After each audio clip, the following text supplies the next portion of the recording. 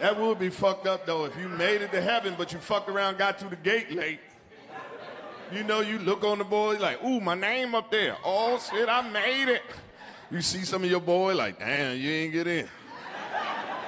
Damn, man, I heard it's gonna be hot where you going. Told you go to Bible study. You taking your time, nigga, I got in. And you get to the gate, and you see him locking. You're like, hold up, nigga, I'm here.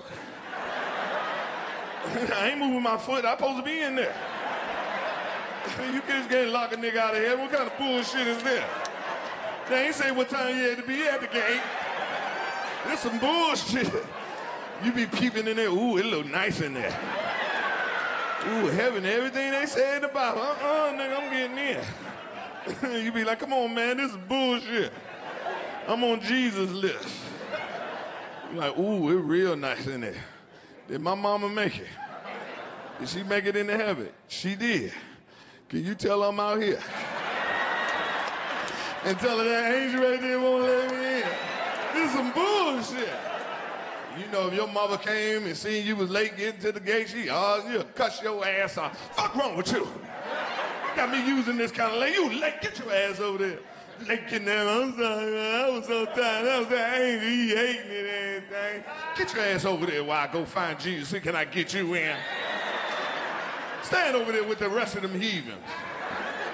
I'm so tired. You go back over there and stand on the side with everybody else that couldn't get in. Yeah, I think I'm getting in. My mom been knowing Jesus her whole life. I know she got a +1. Your mama ain't get in. She didn't. Not all. Man, I'm sorry to hear that. I'm about to get in there. I'm gonna get in. When I get in there, you want me to tell somebody you out here? You don't know nobody that made it. All the people you know, you don't know nobody you think made it. Nobody. That's fucked up. Well, here comes Jesus with my mama. I'll see you later, Joel Osteen.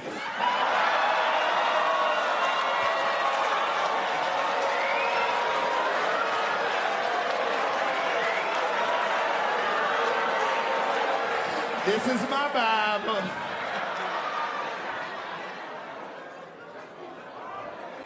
Your life is the most precious thing you got. Because life is short, man. We losing some good-ass people. Shit, we lost Cicely Tyson. 96 years old. Black people talking about too soon. Who knew? I said, I knew. When she got 88, I said, ooh. You better get your paperwork in order. Who knew? I knew. When she got 89, I said, the Lord looking for you. Who knew? I knew. When she got 92, I said, soon and very soon, you are going to see the King. Soon and very soon, you are going to see the King. When she got 94, I said, don't go to church. God gonna say, when he see you there, he gonna say, since you're here, stay right here. I see some of y'all want to laugh. Fuck y'all. You want to laugh and celebrate when they make it to 96. That's when it's time to laugh and tell jokes. It ain't funny when you die at 26. And that's our fucking problem. I pay my respects all the time. The one that broke my heart was more than anything when we lost Aretha Franklin, the Queen of Soul. Try to pay my respect and watch the funeral, but that funeral was so long, nigga. I kept hollering at the TV, let her go. She's supposed to be with the Lord. That funeral was so long, they turned off my cable. They said, this funeral done went through 2 billing cycles. They called me, why ain't you paying your cable bill? I said, I'm still at the funeral. Let her go. I never seen a pastor preach the whole Bible. This nigga didn't miss the scripture. I knew we were gonna be here a long time because the nigga gonna come out talking about in the beginning. I said the beginning.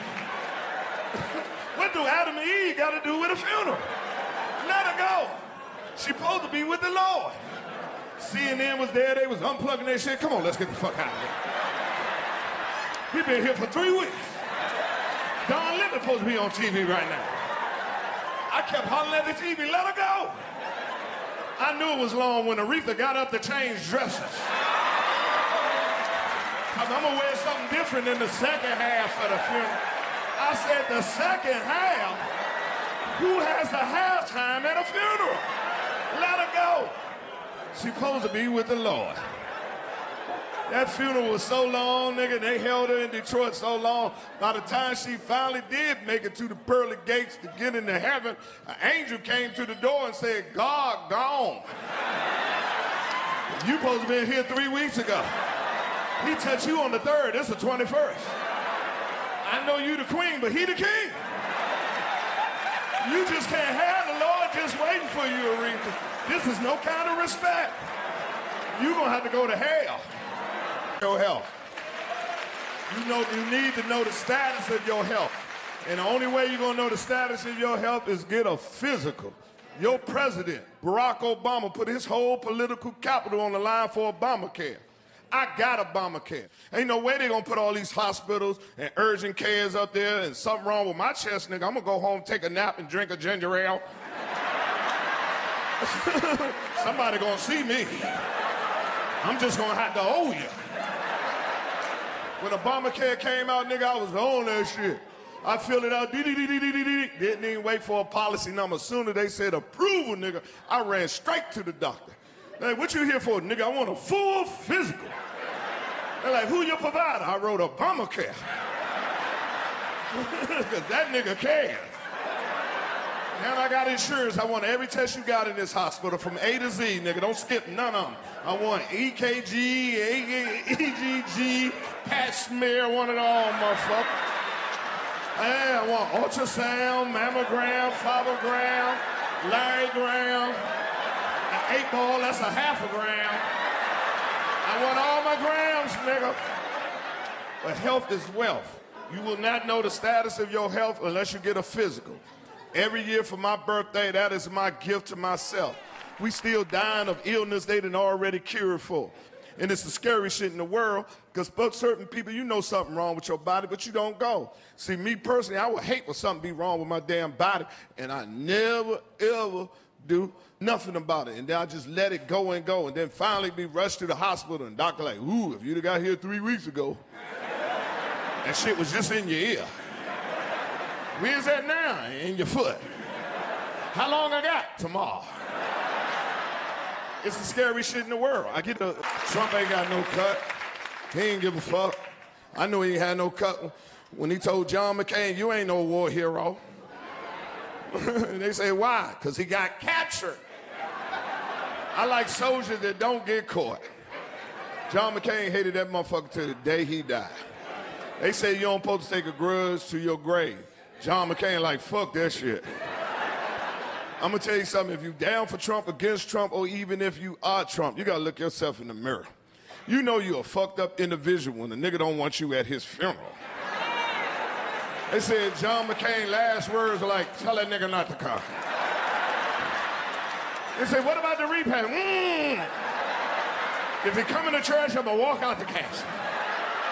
Like, damn, he blocked that nigga like Facebook. You can say what you want to say about John McCain, but that motherfucker was a war hero. I'm telling you. That motherfucker was a prisoner of war, dog. He got shot behind enemy lines fucking with them Viet Cong niggas. They fucked John up. If you want to know what John McCain went through, all you got to do is watch the first Rambo. They pulled his nails out, put bamboo in his ass. When you see John McCain, that nigga was walking like this. He couldn't even salute. How you doing? They fucked John up. But what made him a man's man? Do you know John McCain was being tortured for 5 years straight? He could have got out early because his father was an admiral. And they was going to do a prisoner swap, let him come home early because who his father was. They came down to the torture chamber and came to John McCain and said, look, we got some good news for you. You're going to be able to go home and be with your family. They released him and said, come on, John, you're going home. John McCain like, I'm not leaving. I said, what you mean? I'm not leaving unless you release all the other soldiers that's in here with me. They said, hell no, went back to whooping his ass. Ow.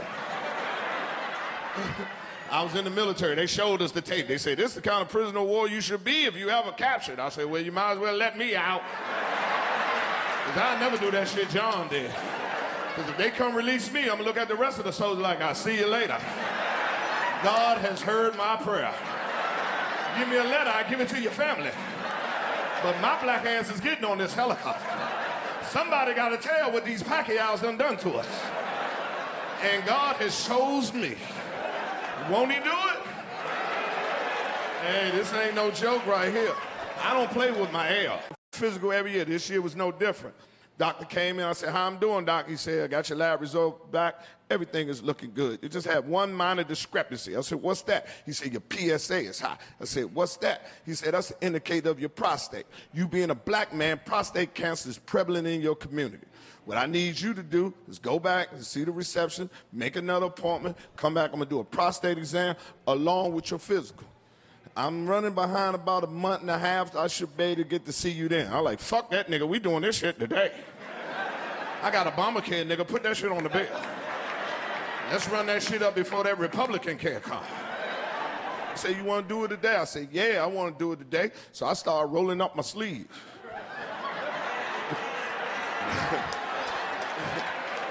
Yeah, he laughed just like that. He said, nah, we don't do no prostate exam like that. I said, how you do it? He said, we do that with a rectum exam. I said, well, I don't think I got that on my Obamacare. I said, I don't think Barack could do that shit to me. He said, just go in the other room. It's a gown behind the door. Take your clothes off, put the gown on, and come on back out. We can do the procedure. I'm going to tell y'all right now, my people from D.C., I have been rich my whole life. And I'm not talking about monetarily. I'm talking about rich of the blessing of my God. Been on this earth 58 years. I have never spent a night in a hospital. I have never had no surgery. I ain't never had no broken bones other than this wrist right here riding that raglass bike my daddy gave me. So I don't know shit about no hospital. So when he told me go take my clothes off and put the gown on, I did it. And I put the motherfucker on. But it was too small, it wouldn't close. So I stuck my head behind the door and said, hey, doc, I need a bigger gown. This motherfucker ain't going over my stomach. He said, no, you got it on wrong. Turn it around. I said, I'll be damned. I know I'm wearing this gown right. Because if it's between my dick and my ass being out, my dick already understands. The ass is always covered. And every part of my body know that rule. If I only got one sock, fuck my foot. That motherfucker going down the crack of my ass. And if we doing a rectum exam, I know I'm wearing this gown right. Because you're going to have to lift this bitch and let me know this about to go down. I ain't just going to leave it open for you to come in there when you feel like it. I don't know what kind of... I don't know what kind of patience you be having with their head down, ass up. But I ain't that kind of patient. I need a head start, a warning. 10, 9, 8. Oh, shit. My ass is getting a little chilly. It must be time for him to do it. So I knew I had the gown on right. So I just walked out there holding my dick. I said, I'm ready. He said, I told you got the gown on wrong. Turn it around. I said, I'll be down. He said, fuck it, just bend down and look over there. I said, I don't like how you said that. You need to take that bass out your voice. You're a little too angry to be fucking with my ass right now. I think we need to reschedule this appointment. And if you're gonna keep arguing like this with me, I need to put my drawers on. I don't like to argue with no nigga I ain't got no drawers on.